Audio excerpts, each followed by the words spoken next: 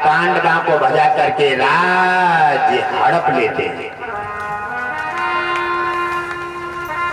जब जाते हैं वो और उनके पास पहुंचे, आओ बैठना हुई, रामा कृष्णा हुई, और जब उन्होंने मेवा उनके सामने सबक बढ़ाई है, तब मेवा में और उस नाश्ता में और दुरहम आ रही है अहंकार की।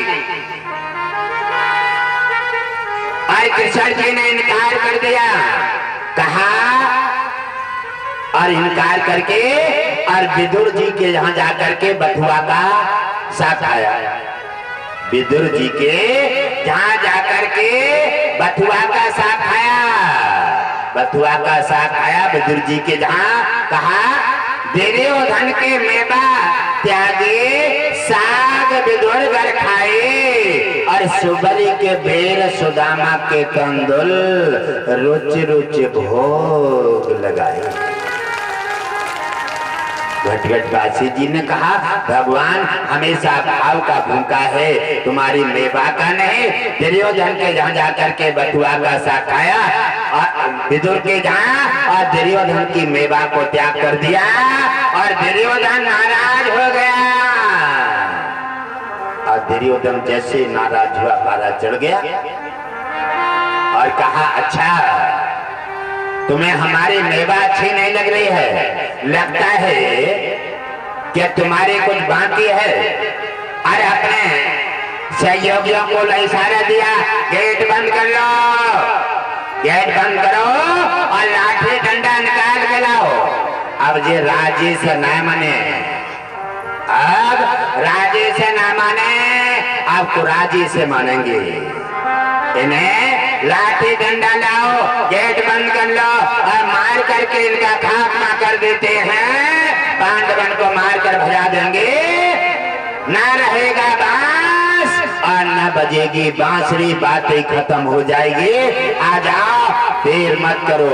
और सभी लोग आ जाते हैं, गेट बंद कर लेते हैं। और उधर मुरली मनोहर ने देखा, ये क्या हो रहा है, हम शांति दूत बन के आए हैं, यहाँ तो हमारा इंतजाम होगा।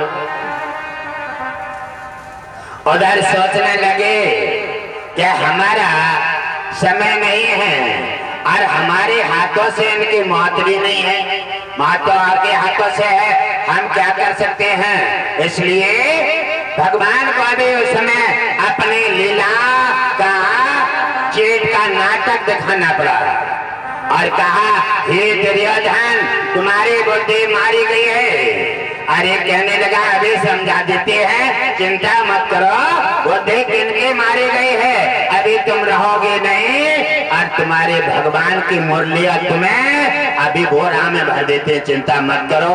कहते हैं, विनाश काल विपरीत बुद्धि, आफत काल मर्यादा नास्ते। अहंकार बुद्धि को मार देता है, लालच में बुद्धि भ्रष्ट हो जाती है, लालच में अहंकार में बुद्धि भ्रष्ट हो जाती है और भ्रष्ट बुद्धि हमेशा उल्टा रास्ता बनाती है, जिससे अपना ही स्वयं का विनाश हो जाता है। मुरली मनोहर कहने लगे, मेरे हाथों से तेरी मृत्यु नहीं है, इसलिए मैं तुझे नहीं मार सकता, लेकिन अब चिंता मत कर, महाभारत निश्चित होगा और तुम्हारा निश्चित विनाश होगा। आज से लड़ाई निश्चित होगी, महाभारत में युद्ध होगा और तुम्हारा कौरवों का निश्चित नाश होगा। इतना कह करके भगवान मुरली मनोहर ने और ध्यान किया अपना चक्र का। उसी समय अपना विराट रूप दिखाया, विराट रूप धारण किया है।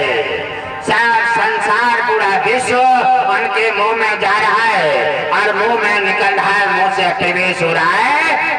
अब जैसे ही देखा विराट रूप का तेज और दुर्योधन की आंखें बंद हो गई, सभी इधर उधर गिर गए और इतनी देर में मुरली मनोहर वहां से निकल के अपनी जगह चली जाती हैं, अपना रास्ता बदल दिया और जाकर के मीटिंग की और महाभारत की तैयारी हो जाती है। विनाश स्वयं किया। जब लालच में आकर के दूसरे के संपत्ति पर नजर लगाओगे, बार बार किसी को परेशान करोगे, दूसरे की संपत्ति को अपना बनाओगे, और जब तुम्हारा विनाश होगा तो दोष भी दूसरे पर लगाओगे। इसलिए अपराध करने का मेला है। निश्चित महाभारत हुआ और उनका पतन हो गया। और जैसे धृतराष्ट्र ने कारनामा रखे हमेशा दूसरे की संपत्ति, दूसरे की चिड़िया मारने का, और उन्होंने साहस किया, वैसे अबला नारी का असरा पूरा हुआ। महाभारत में 101 पुत्रों का जन्म हुआ और 101 की महाभारत में मारे गए।